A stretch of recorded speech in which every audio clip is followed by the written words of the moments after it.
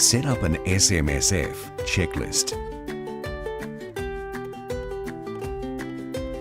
Step 1.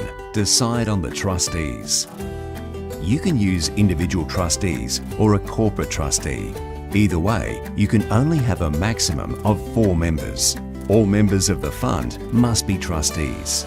In the case of a single member fund, you'll need to find another person to act as a trustee. This person can be a relative, but not an employer. If you choose a corporate trustee, each member must be a director of the company. If it's a single member fund, then you can act as the sole director of the company. Step 2. Execute a trust deed. A solicitor must prepare the deed. To execute the trust deed, it must be signed and dated by the trustees. The trust deed sets out the rules for your SMSF, and if drafted properly, the fund will be eligible for tax concessions. It's the tax concessions that make superannuation such an attractive investment medium. Step 3. Sign a trustee declaration. Each trustee needs to sign a trustee declaration. This must be done within 21 days of establishing the fund. These can be obtained directly from the ATO, but should be provided when purchasing SMSF document packages from legal document providers. Step 4. Obtain an ABN TFN. An ABN TFN is required for the SMSF. The application for the ABN TFN includes registering as an ATO regulated fund. The application needs to be submitted to the ATO within 60 days of executing the trust deed.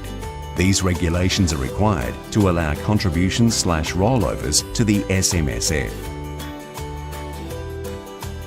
Step 5. Create a register.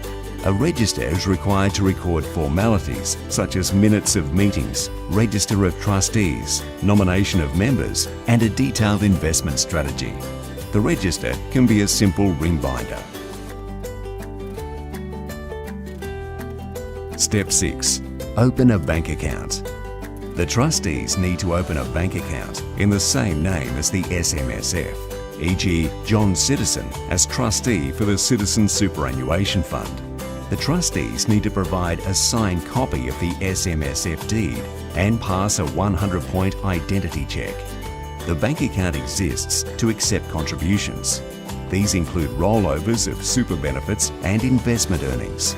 The SMSF will only commence when a contribution has been deposited into the account. A contribution should be made as soon as possible to ensure the fund remains compliant. Step 7. Implement an investment strategy.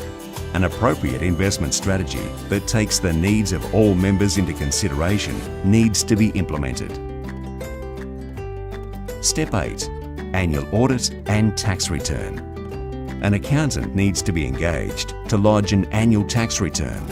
The fund will need to be audited annually with an ASIC-approved SMSF auditor.